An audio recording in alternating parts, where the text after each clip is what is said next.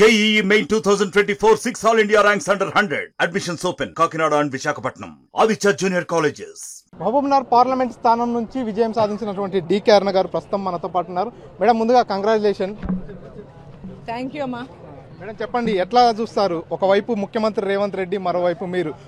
హోరీ ప్రచారం జరిగింది. కౌంటింగ్ రోజు కూడా ఒక ఉత్కంఠ వాతావరణం ఏర్పడింది. ఫైనల్ గా గెలుపొందారు. ఈ గెలుపుని ఎట్లా చూస్తారు? ఇక్కడ పోటీ ముఖ్యమంత్రికి డికే అరుణకే జరిగింది. ముఖ్యమంత్రికి డికే అరుణకే పోటీ జరిగింది మహబూబ్నగర్లో.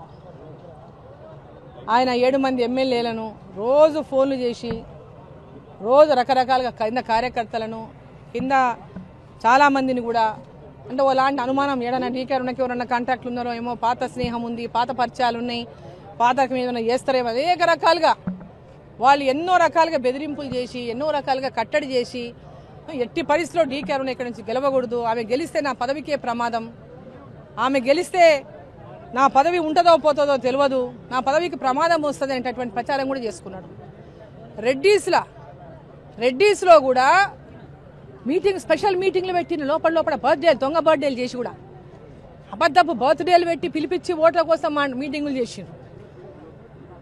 ఎంత చిల్లరగా అంటే అంత చిల్లరగా చేసిండ్రు. క్యాస్ట్ను కూడా ఈరోజు అనేక రకాలుగా నన్ను ఓడించడానికి తీవ్ర ప్రయత్నాలు చేసిండ్రు అందరూ.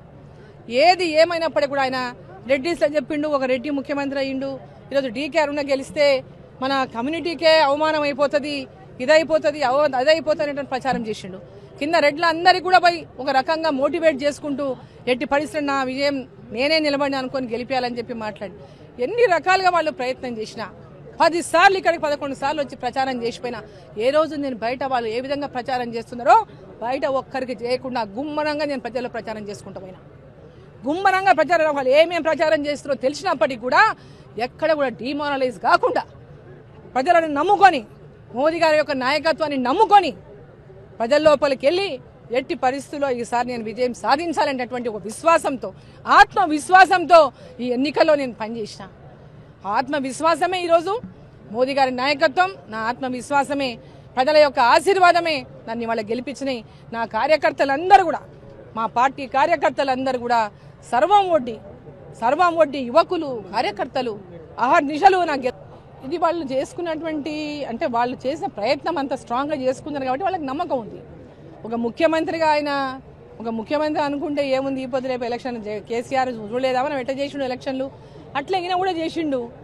అంత చేసినప్పటికీ కూడా ఆయన అన్ని రకాలుగా ఆయన ఆయుధాలు ఉపయోగించినప్పటికీ కూడా, ఆయన నోటి ఆయుధం ఉపయోగించిండు, డబ్బు ఆయుధం ఉపయోగించిండు, ఇంకా ఇతర అన్ని రకాలుగా డెవలప్మెంట్ ఆయుధం ఉపయోగించిండు, క్యాస్ట్ ఆయుధం ఉపయోగించిండు, డెవలప్మెంట్ అన్ని రకాలుగా అన్ని ఆయుధాలు ఉపయోగించినప్పటికీ కూడా మహబూబ్ నగర్ నియోజకవర్గ ప్రజలు, పార్లమెంట్ నియోజకవర్గ ప్రజలు నరేంద్ర మోదీ గారు ప్రధానమంత్రిగా కావాలి, వారి నాయకత్వంలో, నేతృత్వంలో మా రుణమ్మ కూడా అక్కడ పార్లమెంటులో ఉండాలి, ఈ ప్రాంతం అభివృద్ధి కావాలని ఈ ప్రజలంతా కూడా ఆశీర్వదించి గెలిపించిండ్రు. మోదీ గారి ఆశీర్వాదం, అదేవిధంగా పాలమూరు ప్రజల యొక్క ఆశీర్వాదంతో విజయాన్ని సాధించిన నాకంతా కూడా చాలా గర్వంగా ఉంది. ప్రజలంతా నాకు నా మీద ఇంత విశ్వాసం ఉంచినందుకు. ఒక ముఖ్యమంత్రి అపోజిషన్ క్యాండిడేట్, ఒక ముఖ్యమంత్రి అన్ని రకాలుగా ఇది చేసినప్పటికీ కూడా ఈరోజు నా యొక్క విజయానికి కృషి చేసినటువంటి వారందరికీ కూడా నేను రుణపడి ఉంటానని చెప్పి నేను తెలియజేస్తాను. ఒకవైపు ముఖ్యమంత్రి రేవంత్ రెడ్డి, మరోవైపు పార్లమెంట్ పరిధిలోని 7 మంది ఎమ్మెల్యేలు, వీరంతా కూడా మిమ్మల్ని ఓడించేందుకు విశ్వ ప్రయత్నాలు చేసినా ఫైనల్ గా గెలిచారు. మీ గెలుపు సీక్రెట్ ఏంటంటే ఏం చెప్తారు? నా గెలుపు సీక్రెట్ నరేంద్ర మోదీ గారి నాయకత్వం, ప్రజల్లోకి తీసుకెళ్లడం, వారి యొక్క పథకాలను తీసుకెళ్లడం, అదేవిధంగా వారికి విశ్వాసాన్ని, అభివృద్ధి పట్ల నేను గతంలో చేసినటువంటి అభివృద్ధే కానీ, ప్రజలకు అందుబాటులో ఉండేటటువంటి విషయంలోనే కానీ అవన్నీ కూడా వారు విశ్వసించి ఆ విశ్వాసంతోనే నన్ను గెలిపించింది. ఫైనల్గా చెప్పండి, మీపై ప్రచారంలో చాలా వరకు అభ్యర్థి కావచ్చు, కాంగ్రెస్ పార్టీకి సంబంధించినటువంటి చాలా మంది వ్యక్తిగత దూషణలు కూడా చేసినటువంటి పరిస్థితి. ఫైనల్గా ఎంపీగా గెలిచారు కదా, ఇప్పుడు ఎట్లా ఉంటుంది పరిస్థితి? రివెంజ్ పాలిటిక్స్ ఏమైనా ఉంటాయా? నాకెప్పుడు అట్లా రివెంజ్ ఆలోచించే నేతృత్వం నాది కాదు, రివెంజ్ తీసుకునే నేతృత్వం కాదు, రివెంజ్ పరంగా ఆలోచించే నేతృత్వము కాదు. ఆ నిమిషంలో కోపం వచ్చినప్పుడు అనిపిస్తుంది ఏమో, కానీ మన నిమిషాలు ఎవరి పాపంలో వాళ్ళే పోతారు అనుకుంటారేమో, ఎవరి పాపం పుణ్యం వాళ్ళకే వదిలేయాలా, ఎవరి పాపం వాళ్ళదే అనుకుని వదిలేస్తా. నేనంతా కూడా ఎంతసేపు అభివృద్ధిపైనే, లక్ష్యంపై, అభివృద్ధినే ఫోకస్ చేసి అభివృద్ధి యొక్క లక్ష్యంతోనే పనిచేసుకున్నటువంటి పోయేటటువంటి వ్యక్తిని. ప్రజలకు అందుబాటులో ఉండాలి, అభివృద్ధి చేయాలి అనే లక్ష్యంతో పనిచేసేటటువంటి వ్యక్తిని కాబట్టి వాళ్ళు ఈరోజు అధికారంలో రాష్ట్రంలో ఉన్నారు.